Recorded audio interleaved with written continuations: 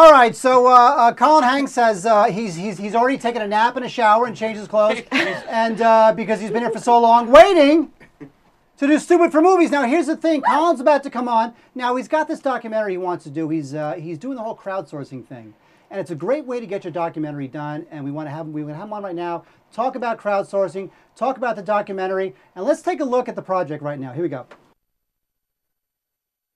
Hi, I'm Colin Hanks. A couple of years ago, my partners and I had an idea to make a documentary film about a man named Russ Solomon. You might not recognize the name, but chances are you bought music from him. Russ is responsible for one of the most beloved companies in the history of the music business, Tower Records. In a story that spans over 50 years, Tower Records grew from one small brick-and-mortar record store to a global retailer selling records, videos, and books from Sacramento to New York, from London to Tokyo. Somewhere in this long history, Russ Solomon's store became much more than just a place to buy records. It grew into an institution. It seems everyone has their own story and a personal connection to what Tower Records meant to them. Now, to some, it represents the first casualty of the so-called death of the music industry. But to most people, it was a home for music. It was theirs. It didn't matter what kind of music you liked. There would be someone at Tower who could help you find what you were looking for and probably turn you on to something new. As we started down this road, we realized that this story is bigger than just Tower Records. With the introduction of Napster, Amazon, and iTunes, as Tower Records closed its doors, the collapse of Russ Solomon's dream became an example of a cultural shift, not only in the music industry, but in the way that people interacted with each other. On our first trip in 2008 to visit with Russ, I decided to drive by one of the old Tower Records stores. The neon sign was still on the storefront. Racks were still in the aisles. Headphones, telephones, and cash registers all still there. The only thing that had changed was that the store was completely empty. No customers, no workers, and no records. We threw together what we could as quickly as we could, documenting the store exactly as we found it. We also began the first of what we hoped to be many interviews with Russ, as well as the people on whom he relied to make Tower Records into a global brand. But we've only skimmed the surface. For this project, there's much more research that needs to be done, documents and pictures that need to be archived and digitized, and of course, many more interviews to be filmed. Which brings us to the question, what are we doing here on Kickstarter? Well, we thought that we could use the tools of this new era to help celebrate the old one. We feel that there's no one better suited to help bring this documentary to life than the people that loved and cared for the company the most.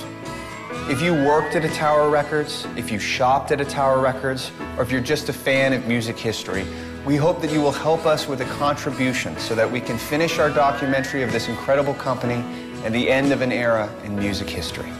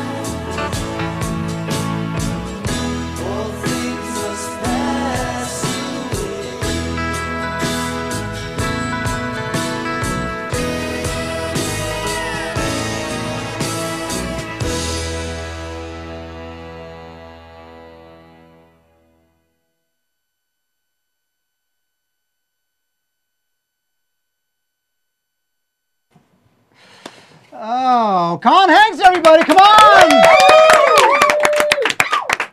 Now, Colin, before we talk, I have an announcement. I want you to know something. I just read that they greenlit Free Willy 5. Now, oh my God, that's so great because I'm all caught up on what happened in number 4.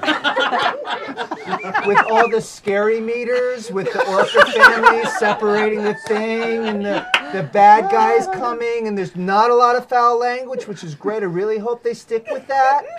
I'm hoping Lori Petty makes a comeback. That's a reference to the first Free Willy. I don't think Michael Madsen's going to be in part 5, though, kids. Ask your parents who Michael Madsen is. I'm sure they'll be able to tell you. Oh my God, that's funny. So I've never had to follow a review for a free movie online that is the 4th in a series of movies about an orca whale. So are you saying the bar for entertainment is now set so low? Stupid for movies, stupid movie! Oh yeah, change the name. Everyone change the graphic. Corey, get on that, change the graphic. All right, first of all, thank you so much for being here. My pleasure. Thank you for having me. I really appreciate it. Streaming Garage. You know, but before the show, I was mentioning that you were in a film that I thought was just a terrific little gem called The Great Buck Howard. Yes. Now, Thank you very much. Now, The Great Buck Howard, that was with John Malkovich. Yes. Who plays this illusionist, this kind of a magician-y guy, and he's completely sold on his own fame and his own level of... Yeah, he's sort of a raging egomaniac. Yes. In a show businessy kind of vain way, yeah. And, when you... This is going to sound so talk showy thing to ask you, but I just have to. John Malkovich is so good that when you're working with a guy like John Malkovich, are you just kind of thinking he's going to go to weird places and you just kind of have to go with it? I never broke up more during a job than on that job. I mean, I was constantly breaking character and laughing and ruining takes because I think the thing with Malkovich is that he's so used to having to just sort of play this one kind of guy because everyone sort of pins him as an insane guy. And what people don't know is he actually is incredibly funny and enjoys making people laugh. And even when he's doing his quote-unquote scary movies, he's still just trying to make people laugh. The best example I have he would constantly throw out stuff, and he improv'd a large chunk of little one-liners and stuff in the movie. But there was one night where the whole crew was around, and there was a TV that was playing In the Line of Fire, and everyone's watching it because it's it's John Malkovich. It's a good movie. It's Clint Eastwood. So we're watching it, and John's sitting there, and he's sort of he's watching himself in a movie, which is kind of cool. And that part where Clint Eastwood is chasing Malkovich, and Clint Eastwood jumps across a building, and he doesn't make it, and Malkovich sort of holds his hand, and Eastwood puts a gun out, and then Malkovich puts his mouth on the gun. He did that to make Eastwood laugh, and Eastwood thought it was hilarious, and it was just like a joke, and that was it. It was just a joke, and of course that's one of the creepiest parts of the movie, you know. Right. So he's got this really sort of funny Joker mentality, and he's also fully aware that he can come off really scary to other people, and even when he yells at people. He will yell it's really hot in here. Can we get some AC? And then 2 seconds later he's going, I could be such a dick. And it's sort of amusing to him. He's a sweetheart of a man, and I would work with him in a heartbeat. And he really made that movie. I mean, he was far and above what we were expecting. Well, it's sort of when you do a film, and you've done a number of films and TV shows like The Good Guys, which I really like. Do you find that in terms of the attitude on the set, the atmosphere, is it kind of top down? If the star of the film, or if the director's a jerk or something, and kind of makes everybody edgy? Oh yeah, most definitely. I mean, without a doubt, because it's not necessarily the golden rule that's set in stone. I mean, sometimes you can have a blast on a movie that could be a great experience, and it just doesn't turn out that good. So you never really sort of know. And I'm actually sort of convinced that any movie that is remotely good, you don't know if it's really good or not. You're surprised by it. Because the ones that you think, oh, this is going to be really good, those are the ones that end up being really unwatchable. And so the ones where you have if you have a good time, that can sort of be a clue as to whether it's going to be pretty good. But ultimately, you also just sort of, a lot of people judge the movie by how well it does. And so Buck Howard is one of these movies that sort of continues to live on in its sort of like post-released life, you know, and it's one of those things where it's like people, it's like you. People say like, oh, you know, that's actually a really, really good movie, and I like that. I like when it still sort of has a life. Now, I mentioned The Good Guys, and I like that show. You know, now here you're doing, you know, I felt like either Fox didn't give it enough time, or maybe they felt like, because it was sort of this throwbacky thing that maybe people didn't get it. I think it was a combination of a bunch of different things. I think it was a combination of the show, as all shows do, really needed some time to find its footing, and I think by the end of the first season, we had really started to get in a mode of what the show really was.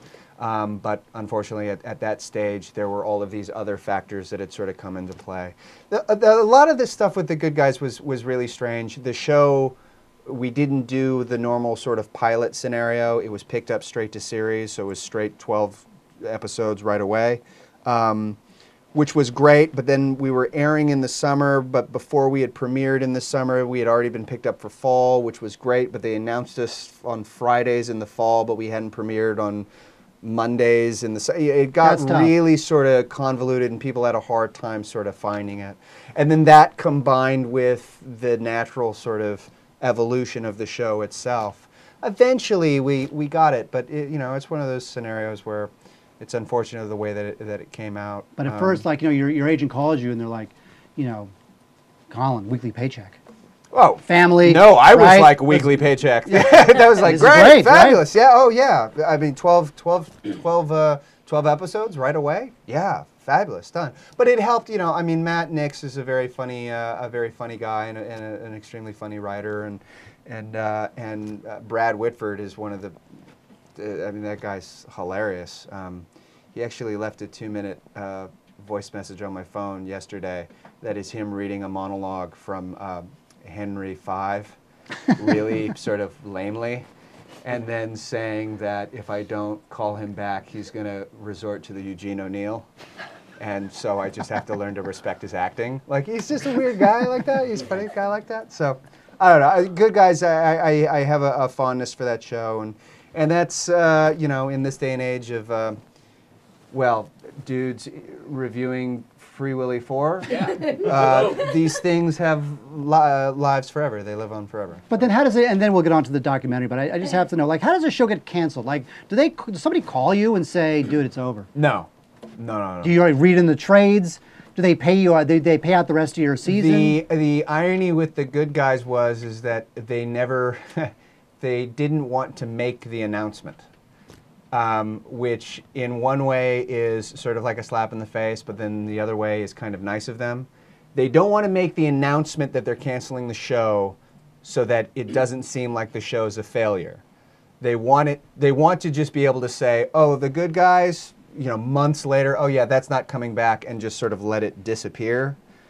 It's always... So you found out because you read it on Just Jared or something like that? I had a feeling that it was coming. I mean, we all sort of knew that it was going to probably be coming at some point, but it took some... Yeah, it ended up being some weird thing where some film commission site from Dallas mentioned it, and then another Dallas site mentioned it because the show shot in Dallas. It took place in Dallas. And then next thing I know, everyone on Twitter is saying, like, so sorry, you just lost your job. I just can't believe there's no, like, high-level phone call. Like, you know, somebody calls you and says, not for the Colin Hanks, actors. let's have the courtesy of giving him a phone call. Not for the actors. I mean, because if they were making a movie about it, then you would have had a moment, you know, when you got the news to do something ceremonial or, like, have a glass of whiskey, or the cast would get together and, like, shoot paintball guns. Like, what did you guys do? Rap party, big, huge. Yeah, we just had a big, huge rap party. Cocaine, everything, be honest. Mark's trying to live vicariously. So. Listen, when you're up all night watching Free Willy 4, you gotta do whatever gets you through the night, as Lennon said. It's all right. Yes, it's all right.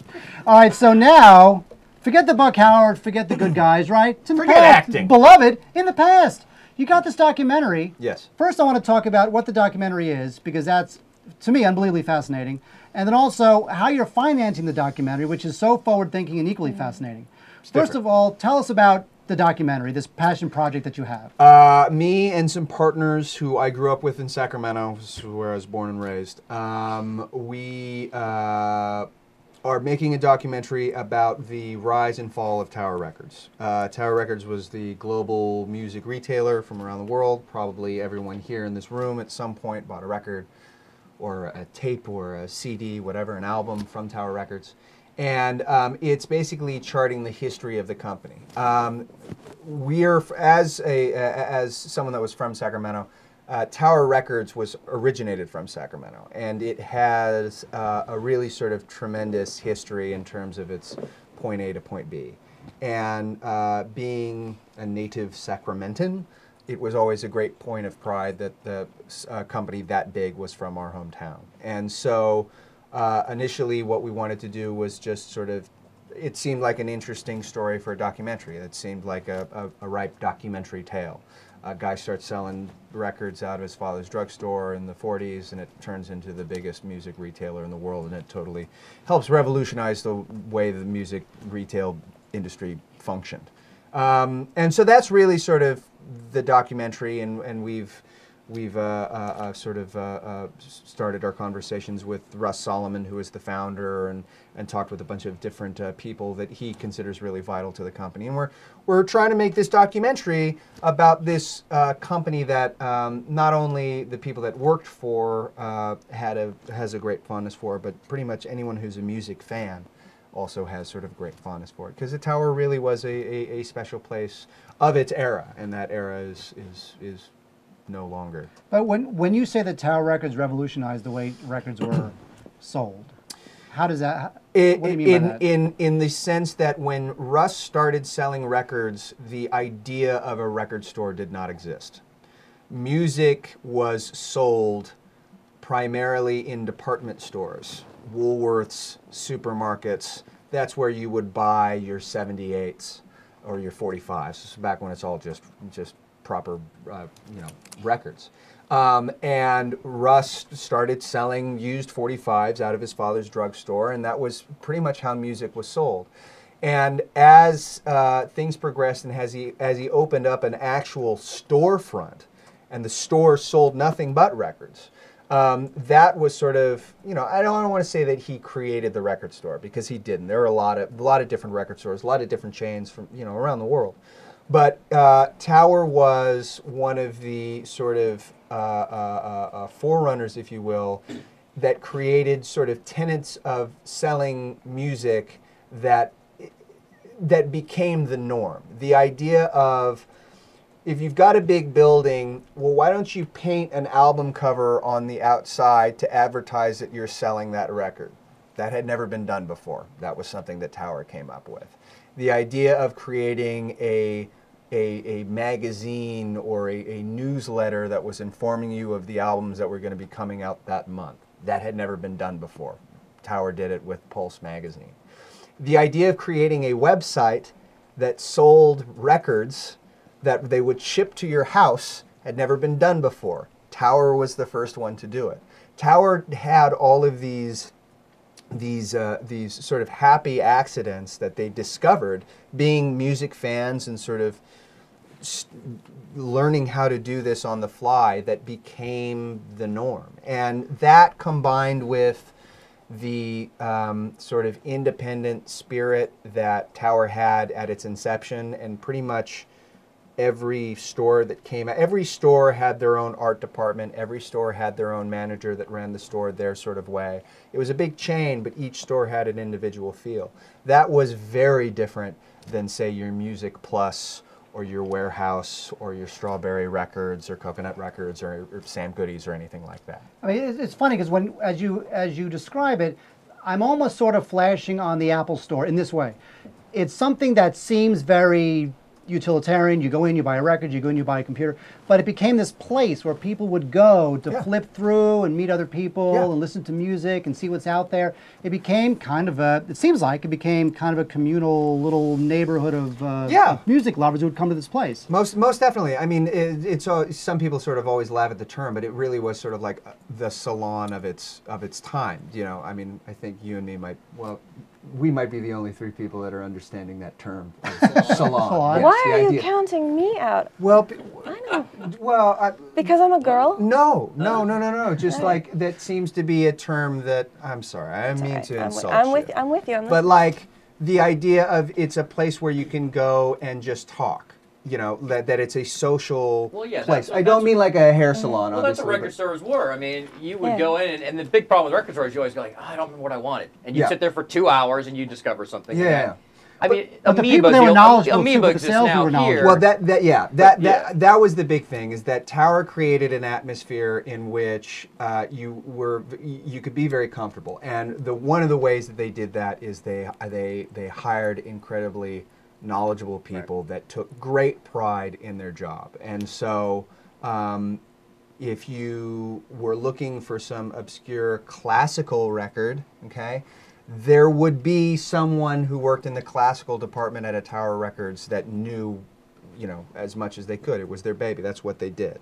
So there was an attention to detail to music. It wasn't just, well, let's take the top 100 records that are selling, we'll have 5 of them, and we'll just sell records. That wasn't it. It was all about your inventory. You had to, you know, each tower had to have an amazing, extensive inventory that had every single kind of record you could possibly imagine. So if it had Miles Davis, it didn't just have Bitches Brew and Kinda Blue, it had all of his records, that kind of stuff. It was that attention to detail that the people that worked for the Tower stores, the actual clerks, had for their store, that is very, very special and very different, and was lost as the company sort of was bought out and was having financial issues, and that's all stuff that we're gonna touch into the documentary as well. But it's this story that, you know, initially was just the history, but then what really sort of has really made me a man obsessed is the kind of people that were involved in this company, the belief and love they have for it. I think it needs a proper send-off, because I didn't think it really got it. Well, what I think is interesting is 10 years ago I would have said that Tower Records, like Blockbuster Video, would have been too big to fail. And it seems that in talking about its decline, you have to talk about the cultural shift we've seen in the last decade. Like, this is a story that's almost bigger than Tower Records, in a way. Well, yeah, I mean, it's funny. We've been working on this for a few years now, and the thing that I think is the most difficult to sort of incorporate into it is what exactly happened and why and what is it now, and it's constantly changing. When we started this documentary, Walmart was the #1 music retailer, and then it became iTunes, and then it's going to be something else, and it's something. I mean, it's constantly changing so fast now, and I think, you know, in a lot of ways, a lot of people sort of took Tower for granted because it did sort of seem like this too big to fail kind of thing. It was almost the enemy if you were a person who thought you should go to the local record Well, store. yeah, and a lot of people said, like, why on earth would you be celebrating a gigantic corporate, you know, entity that killed mom and pop stores? And, you know, you could make that argument for sure.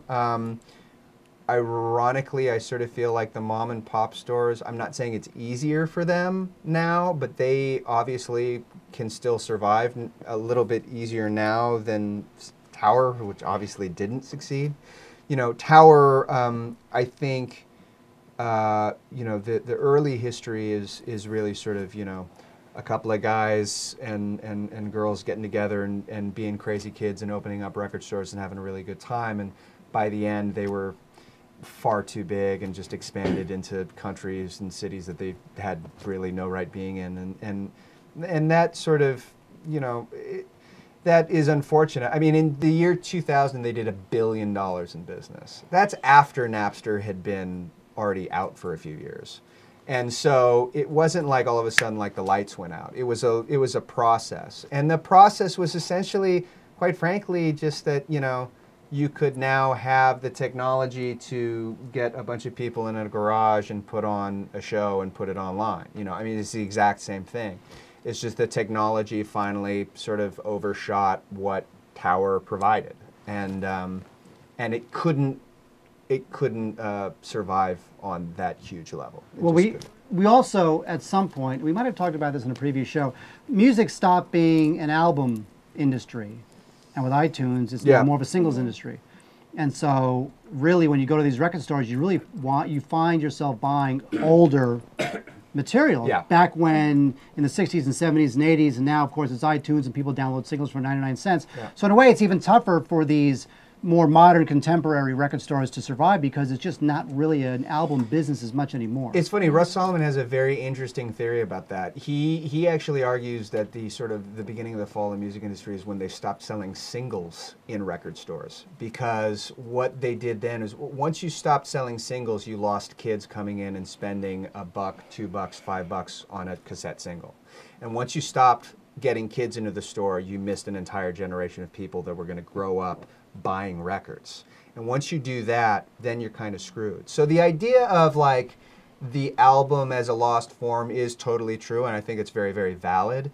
But ironically, it's also sort of the entryway. I think that's why, you know, iTunes worked so well. So like, well, now you don't have to pay $18.95 for a whole album that you don't want. Now you can just buy. In fact, not only can you buy a single, you can choose which single you want to buy, not the record label telling you you have to pick this song, or this track, you know, of, you know, these 8 songs. Now you can pick whatever, any one you want. Well, music industry when in its infancy was about the single. Yeah. It was, they didn't want the album. Yeah. You know, and I think 45s. Yeah, it was Those were 45s. singles, That was it, and then the flip side, and then I guess really because the Beatles, and that's why Sgt. Pepper was so, you know, amazingly what it was, because it suddenly became this concept album and Pet Sounds, and it was like, oh wait, you can actually do an album and it doesn't have to be what's the single. Yeah. And now it's come full back around. And now it's come back around, and it is sort of a cyclical thing, you know. And I think that is really our job as you know, or my job as the filmmaker is that we're just going to try to celebrate the era.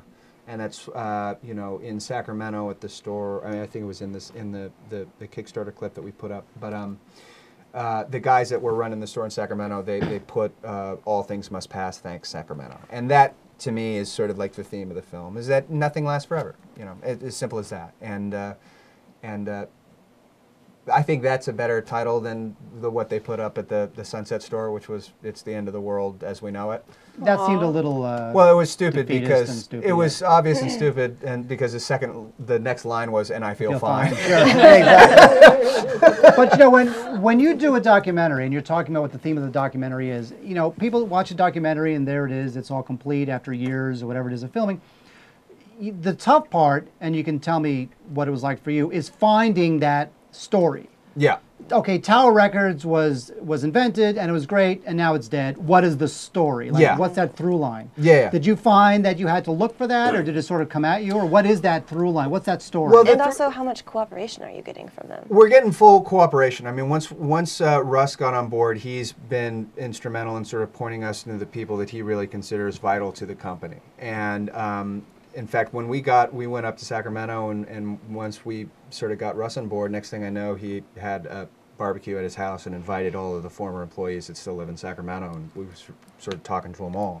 So we're going to talk to pretty much everyone that we feel is very that was important in opening the stores. And keep in mind, a lot of these people, by the time Tower closed in 2006, it was the only job that they had ever had. I mean, they started working at Tower when they were 17, and they just never had another job. So this is a huge, important part of their lives. When we started the project, like I said, it was just the history of it, the beginning, the middle, and the end, and I thought that would make for an interesting documentary. And then the more and more I talked with them, and the more documentaries that I watched, I realized that, you know, documentaries can be informative, but they also have to be engaging and entertaining. And the people that worked at Tower are some of the most entertaining and engaging people I've ever met. You know, I mean, they have terrific stories. You know, Tower was that place where if you had a big personality, that was the job that you could be at. You didn't have to wear a tie. You could have orange dreadlocks and tattoos. It didn't matter. You could be any kind of person, and that would be the kind of place that you could work at. You know. And so the documentary is still continuing to grow and evolve in its own way, and as we get more into filming more interviews, I'm sure it's going to grow even more in that regard. But really, that's kind of fun thing about what we're doing with Kickstarter now is that it's sort of letting everyone into that process and showing everybody what it's like, because it's also their movie too, in a strange way. And how did that start? Who was the first person who said, "Hey, let's do this"? I did. Kickstarter. I did. When we had shot, we had shot a bunch of footage in 2008, and we then took that footage out and took a whole bunch of meetings to try and secure financing for the film. And it was right when the economy had just completely bombed. And pretty much everyone said, we like the idea. You guys are obviously really passionate, but we don't know who wants to see this movie, A, and B, there are a lot of other companies that are going bankrupt right now. Why don't you follow that instead of celebrating a company that went bankrupt 2 years ago? And pretty much everyone we went to was sort of like, we appreciate your chutzpah, but we're not going to be giving you any money. And which was frustrating. And around, probably within the last 9 months or so, I ran across Kickstarter. A friend of mine was doing a project, a photography project, and he had sent me this link to the Kickstarter, and I looked at it and I sort of said, oh, this is cool. I didn't really know much about it. I'm sort of like you, like the crowdfunding was not a term that I was familiar with. In fact, I was calling it microfinancing for the long.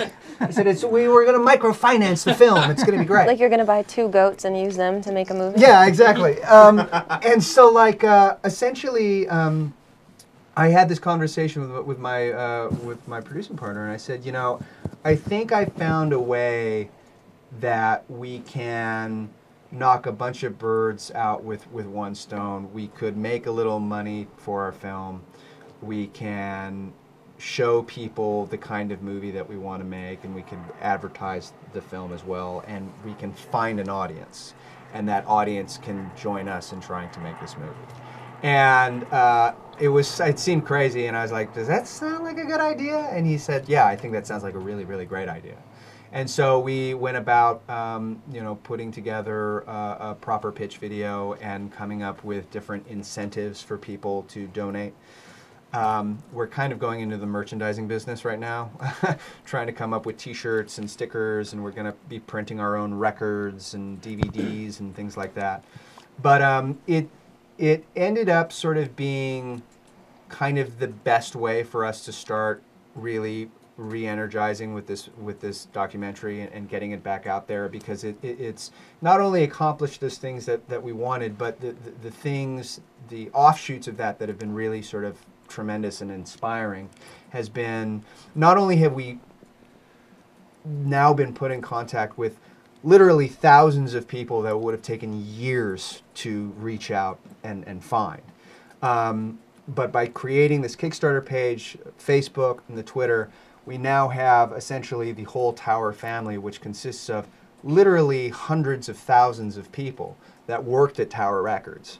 And they all are, they're all finding each other online anyways. And so they're finding us, and they're getting excited about the movie. They're donating $5, $10, $20, sometimes $105, and they're getting involved. And the really exciting thing that is ironic that it sort of has come up this way, but by having those people involved in the movie, in a sense, is sort of creating that same sort of atmosphere and environment that every single Tower Records had.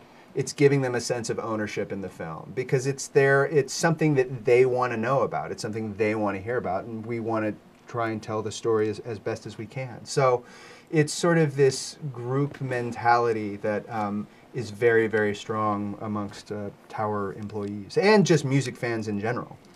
It sounds like a documentary that I'd seen in Cannes in 2000, I think it was 4, called Z Channel, Magnificent Obsession. Oh, yeah. I remember that one. And it's Zoe Cassavetes directed it. It's a terrific documentary. And it reminds me of that because it's a company that was founded by one visionary guy creating a community of, in this case, movie lovers. And it sort of took on its own little personality. Yeah. And the people who loved it became a community of people who loved it. And the visionary behind it, he had his own problems, personal problems, career problems, and it just really drove that story. And this very much reminds me of Z Channel. Yeah. Yeah, I mean, it's a very common sort of thing. I mean, Russ is was and still is an entrepreneur. You know, he's a smart guy, and he was constantly sort of hustling and constantly trying to find out, you know, the best way for him to make a buck. And I don't mean that in a negative sense. I mean that in a sort of, you know, that's what he wanted to do. He wanted to sell records. He wanted to make money. He wanted to have a good time. He wanted all of those sorts of things. And that spirit that he had, that a lot of other people had, as I'm sure some of the people here in this room have, doing this show the way that it's being done. That sort of sense of like, well, we'll just do it. We'll figure it out. We'll find a way to do it because we love it. We don't care if we're paid. What are you saying, Colin Hanks? I don't know about that. They get pizza. But they did get pizza. I got pizza too. Yeah. I got paid. But that sort of sense of like, you know, let's just try and have a lot of fun and hopefully make some money in the process. And it just went so much farther than you would have possibly imagined. I mean, it started in Sacramento in the drugstore, and then they opened up a proper store, and then that did well enough to open up another store, and then that did well enough to do another store, and then they said, well, let's do something really crazy and open up a store in San Francisco. And then that did really well because it just so happened to coincide with the Summer of Love when that city was invaded by 100,000 hippies. And then that was a raging success. And then they said, well, then maybe we can try opening up a store in Los Angeles. So let's build a store in Los Angeles. And it just will so happen to be on the Sunset Strip. And that will just so happen to become this iconic building, this mecca for kids and this mecca for the music industry that was all coming up in Los Angeles. And then instead of going then from New York, you know, or going to New York or Nashville or any of these places, they went to Japan. Not because they wanted to, but because some other kid who was from Japan and was going to school in the States loved tower and thought that he could open up his own tower in New York or in Japan without telling anyone from the tower in the States. And so some record buyer who Russ knows, who was going through Japan selling records, said, hey, you might want to go to Japan because there's this kid who's trying to open up tower stores. And that's how they opened up Tower Records in Japan. You know, it's so like, there was no lawsuit. It was just there was no lawsuit. No, they worked it out. high-fiving? They ended up working it out. They did some kung fu fighting, but they solved it. Wow.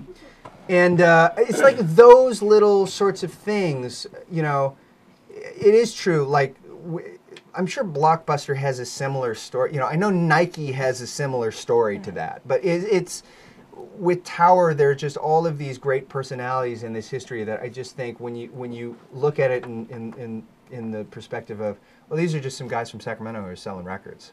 And it turned into Tower Records. I think it's really sort of astounding and really fun. Got a couple of questions from the chat room. Ooh, Chat yes. room. Beatmaster80 wants to know top 3 music movies. Are you a big Top 3 movies about Step Up music? 3D. Step Up 3D. Could that be all 3? Because it's in 3 dimensions. Yeah. Well, there Well, are do it 3. You could just say Step Ups 1, 2.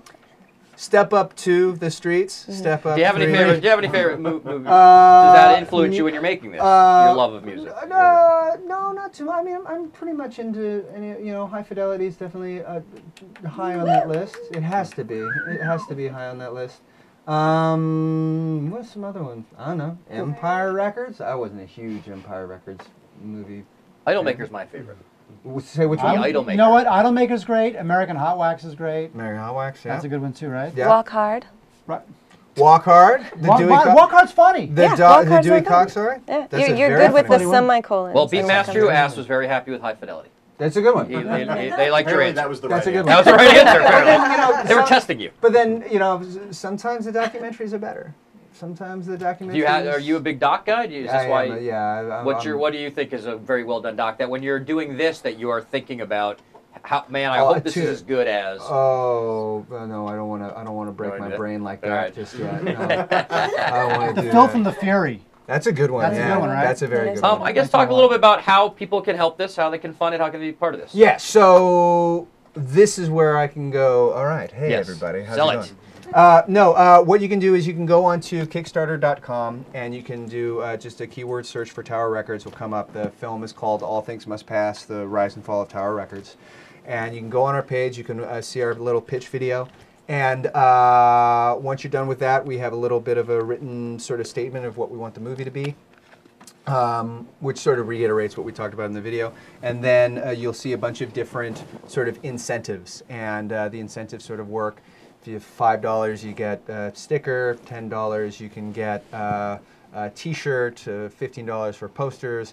And it can go all the way up to, you know, if you really have $2,000 to spend and you want to come to a private screening that I'll host, you can do that. And essentially, you become a backer of the film, and you sort of get updates from us as we make the film, as things progress, and you sort of become a part of the team, so to speak. We've already raised, our initial goal was $50,000.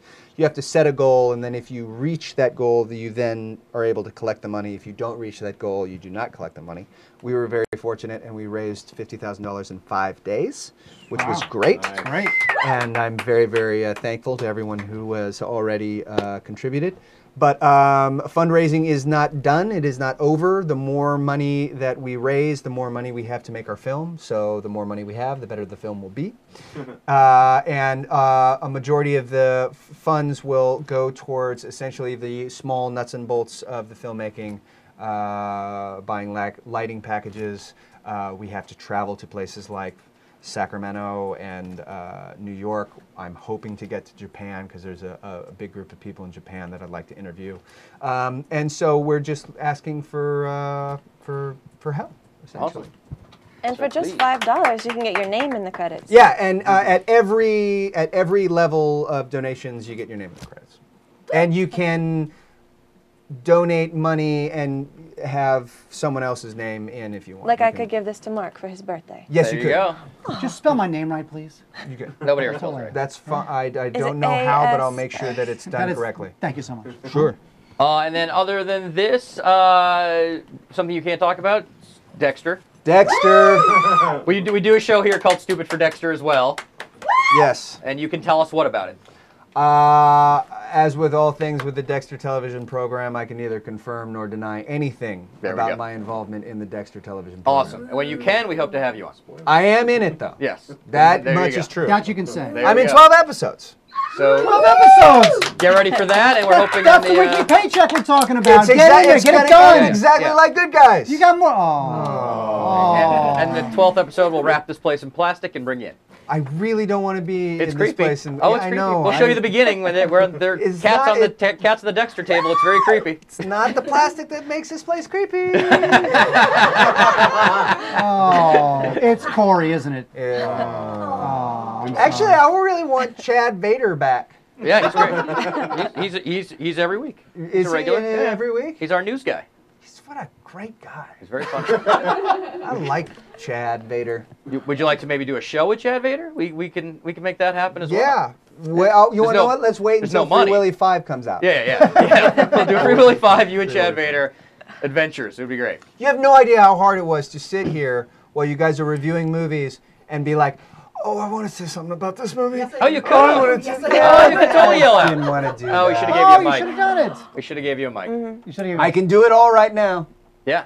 Go. Go through it real Run it fast. The down. Chinese aren't going to care about the Green Lantern movie because they have green paper lanterns all over the country. Yeah.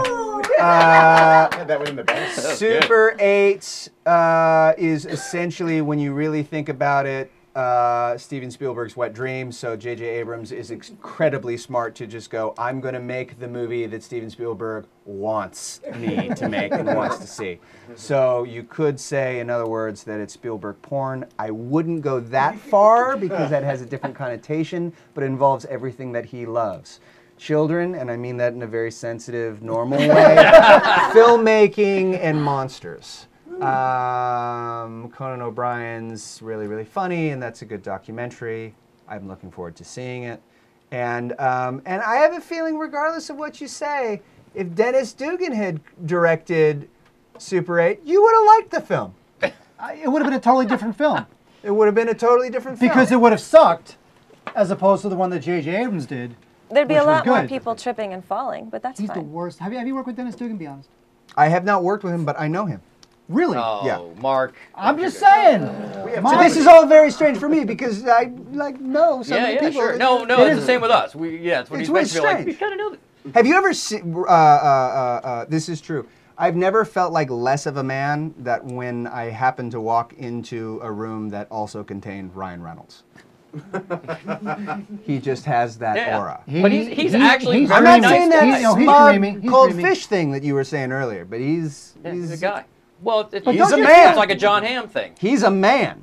I think he's even more of a man than John Hamm. I'm not on Team Hamm. Really? There's something Team about man. Reynolds. Too dark on the 5 o'clock shadow. Yeah. Team Hamm is just too weaselly for me. There's something about the face. No, but I can't in get real behind. life, John Hamm in real Oh, life I'm is just sorry. a quiet guy who likes to go and watch comedy. Yeah. He Yeah. puts his St. Louis Blues hat on. He kind of hides. He puts on glasses and he goes to like UCB and watches Well, you've comedy. added him now. I know I've added. Yeah. But he loves John Hamm. Oh, guys, we're kidding. He's a Nashville Predators He's a, fan. yeah. He's not. You see a St. Louis Blues hat? That's not him. It's not him. That's Bob Ham. Yeah, that's Bob. Ham. Well, with that, I think anytime you want to come in and review movies, you're more than welcome to. Yeah. All As right. long as they involve people you don't know. Or That's people you want to work with. yes. See, that's the problem. That's Okay, the actually number one problem. person you want to work with, go. Number one person you're like, I got to work with that guy. Director and actor, go. Oh, that's easy. Matthew McConaughey. And Dennis Dugan. This interview is over. All right, you know what it's time It's for? over.